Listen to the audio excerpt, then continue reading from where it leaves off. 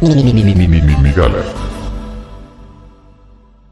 Si topas el tatuaje que dice Carpe Diem. Ajá, como porque lo vieron en la Sociedad de los Poetas o sea, Muertos y lo dijo Robin Williams que está muerto. Como... hay dos tatuajes que me parecen bien cagados y bien pendejos. ¿El infinito? Es el infinito, pero hay otro, aparte del infinito, güey. El que dice Carpe Diem y el que dice Hic et Nunc. Hic et Nunc significa aquí y ahora. Aquí y ahora es una perspectiva sumamente hedonista de vivir el presente. Y Carpe Diem en latín significa agarra el día. Carpe es agarrar algo. No, yo vi la traducción de Robin Williams donde decía, da lo mejor de ti. Carpe Diem para iniciar es un tópico poético. El tópico poético de Carpe Diem inicia con la poesía renacentista italiana y se utilizaba para incitar a una morra para decirle, oye, ¿sabes qué? Estás súper buenísima, pero aprovecha, porque después ya no vas a estar tan buena. O sea, recordemos el poema de Góngora, los poemas de Quevedo. Goza cuello, cabello, labio y frente antes de lo que fue en la edad ligera. Oro, lilio, clavel, cristal luciente. Oye, morra. No solo en agua o viola tornada se tronque, sino en humo, en polvo, en tierra, en polvo, en sombra, en nada. O sea, toda esa belleza que tienes va a desaparecer. Oye, morra. Entonces, aprovéchala. Carpe Diem era, pues ya vamos a aprovechar toda esa belleza que tienes, ¿no? ¿Vamos a carpear todos los pinches DMs o qué? Exacto. O sea, el Carpe Diem era un tópico poético para decirle a las mujeres, pues, o sea, tienes un chingo de belleza, pero esa belleza va a desaparecer. Pues mientras toda está... es un tópico. Como el muerto al pozo y el vivo al gozo. O sea, así... Sí, es el muerto al pozo y el vivo al gozo. Y la poesía, en general, tiene tres tópicos respecto al tiempo muy interesantes. O sea, Carpe Diem es uno es Tempus Fugit y otro es Omnia Transit. Tempus Fugit significa el tiempo pasa y Omnia Transit es como todo perece. Entonces, esas tres perspectivas del tiempo han regresado siempre en la poesía, desde los griegos y en los romanos hasta la poesía clásica española. Y siempre han servido como una especie de encomendación, como para entender que si bien eres joven y si bien te la estás pasando chido, eso es temporal. Pero, o sea, de ahí a irte y tatuar un Carpe Diem y a irte a tatuar un Hic et Nunc y pensar que ya, o sea, estoy en el presente y soy lo máximo por estar en el presente es un poco absurdo también. Como un antídoto al hedonismo del presente, el doctor Jordan B. Peterson, que es un pésimo filósofo, pero es un excelente psicólogo, tiene dos ejercicios. El ejercicio de la autoría del pasado y la autoría del futuro, que es básicamente, escribes una autobiografía de todos los eventos pasados que te llevaron hasta este momento, y luego escribes una carta a tu yo del futuro.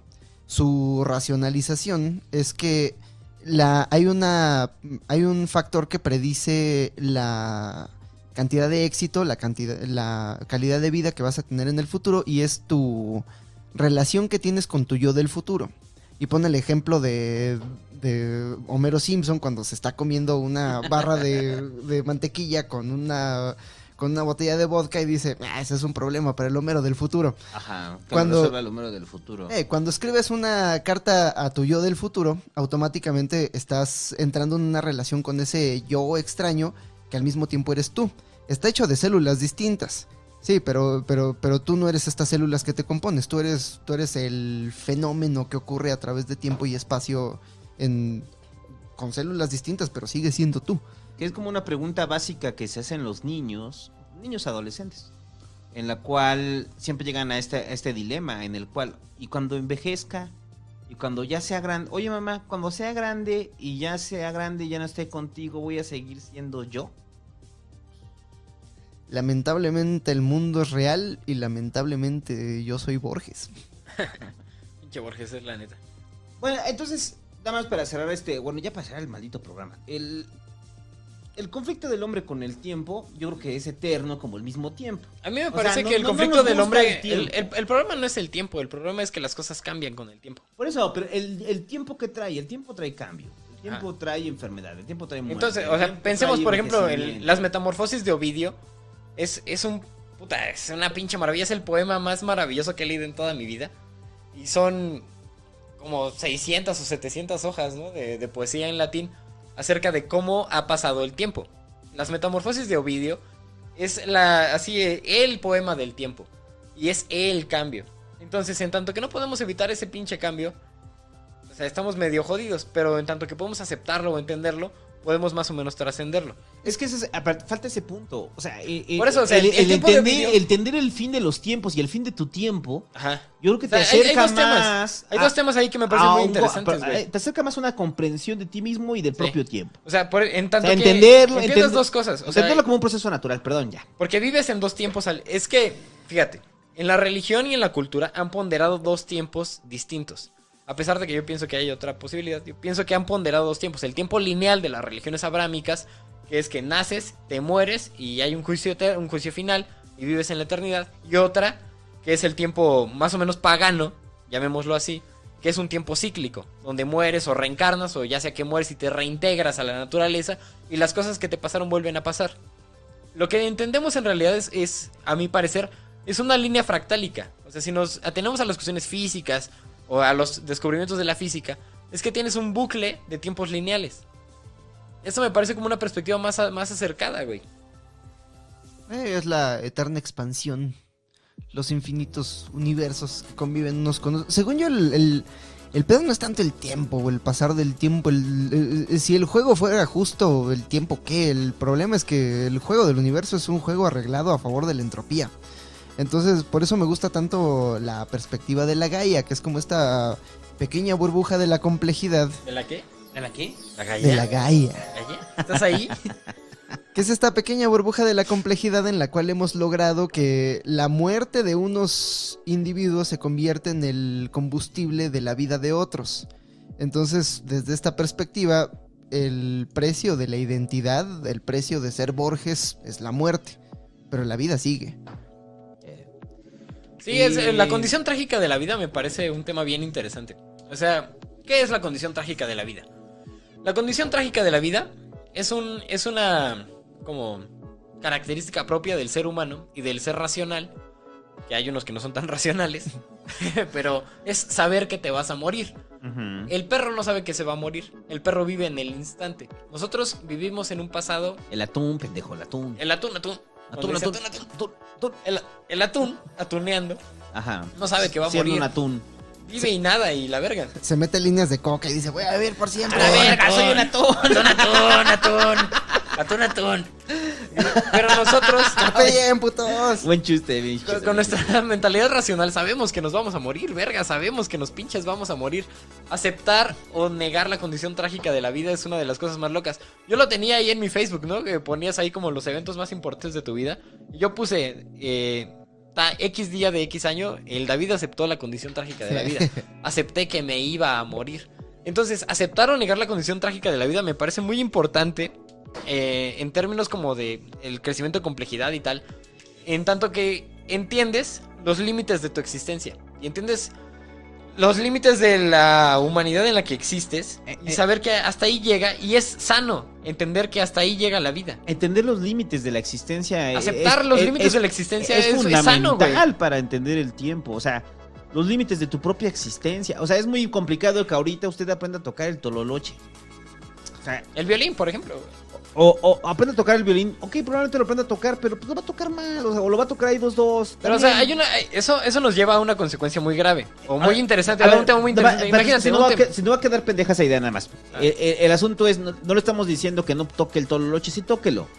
Pero atender a su realidad, es entender que probablemente no va a ser el mejor tololochelilista del mundo, porque ya empezó tarde. O sea, es eso. O sea, es entender que el tiempo que le queda, o el tiempo que tiene usted, aunque usted tenga 20 años, el tiempo que le queda sigue siendo reducido. Y entonces ese tiempo que le queda, pues lo tiene que terminar optimizando en aquello que a usted le interesa. Punto. Pero, o sea, lo que voy, mi estimado Santo, es el... Eso desde una idea burguesa en la cual tienes chido. tiempo, ¿no? Pero fíjate, la otra, no sé si ya lo hablaron antes de que llegara, y es que una consecuencia de no aceptar la condición trágica de la vida es pugnar por una vida eterna. Y nos lleva a esta extrañísima, ¿no? Distopía, utopía rara, del ¿no? tiempo. No, pero a la pregunta de ¿qué pasaría si fueras eterno, si vivieras por siempre? El suicidio cuántico. ¿Qué pasaría si... ¿Qué pasaría? Dilo otra vez, Joy, dilo otra vez. ¿El qué? El suicidio cuántico. Ay, cabrón. No puedo morir porque este es mi universo. O sea, el hecho de que tú no aceptes la vida y que busques, como el cabrón con el que trabajabas, la regeneración celular, y que busques una pinche vida eterna y que te operes para parecer joven toda la vida. Hay que contar la anécdota. Hace unos, ¿qué? 3, 4 años. Más. Estábamos trabajando con un doctor que está trabajando en una tecnología de células madre que básicamente apunta hacia la idea de que el ser humano puede regenerarse indefinidamente. Para que veas el paso del tiempo, eso tiene 6 años, güey. 6 años. Fue antes de la campaña del 15. En- Por el 13. Entonces una vez estaba platicando con él porque una parte de su libro decía que eventualmente podríamos llegar a una esperanza de vida de 120 años. Y le pregunté, ¿por qué específicamente 120 años? Y él me dijo 2 razones. Una, no hemos tenido 120 años para probar esta tecnología. Y 2, después de 120 años, ¿por qué querrías seguir viviendo? Esa es la pregunta, o sea, ¿qué pasaría si vivieras eternamente? Por ejemplo, era una cuestión, una crítica que se le hacía al paraíso cristiano. Imagínate que llega el juicio final y que te dicen, no, pues mi estimado santo, mi estimado hobbit, ustedes fueron a toda madre en su vida, se merecen el paraíso, perritas. Entonces van a estar el resto de su vida en el paraíso tocando el arpa.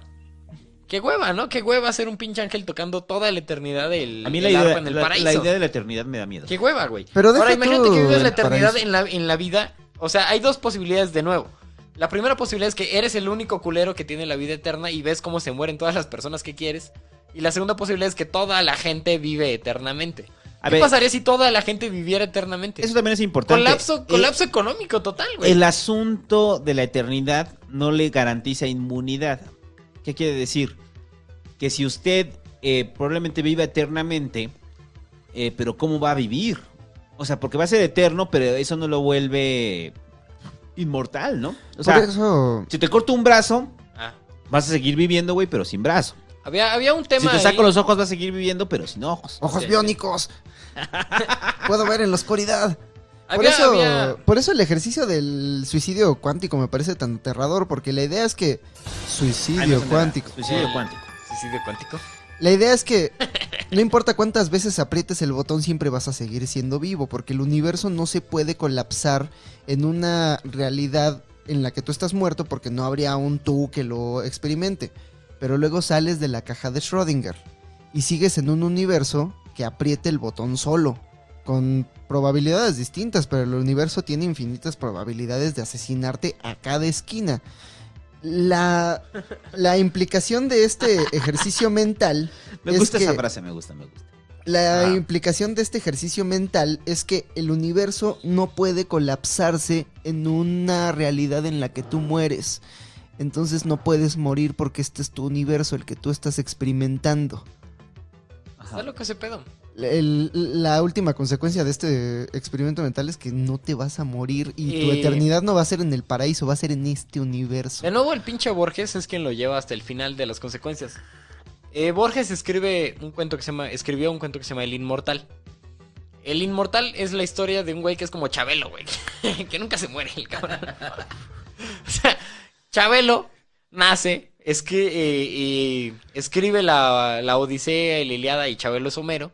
Y pasa el tiempo y Chabelo no se muere y se le olvida de repente que es Chabelo. Y se le olvida que escribió Homero y se le olvida quién es Homero y se le olvida quién es Argos, el perro, ¿no? De Odiseo. Y pasan más los años y de repente él es Chabelo y está dirigiendo un programa, ¿no? O sea, ¿qué pasa con ese extraño hombre que nunca muere? Lean El Inmortal de Borges para entender cómo esa consecuencia tiene un pecado, ¿no? Y el mismo Borges hace noción de ese pecado que tiene el cuento del Inmortal, que es un cuento extremadamente rimbombante y tiene adjetivos muy extraños y es muy pomposo. Y Borges lo hace mención de su pecado, ¿no? Al escribirlo, pero el tema del cuento es muy bueno. O sea, ¿qué pasa con un hombre que nunca muere? Y además, partiendo de la hipótesis de que si hay un río que te da el agua de la inmortalidad, debe necesariamente haber un río que te dé el agua de la mortalidad de vuelta. Entonces el inmortal va y busca de vuelta esa extraña agua de la mortalidad.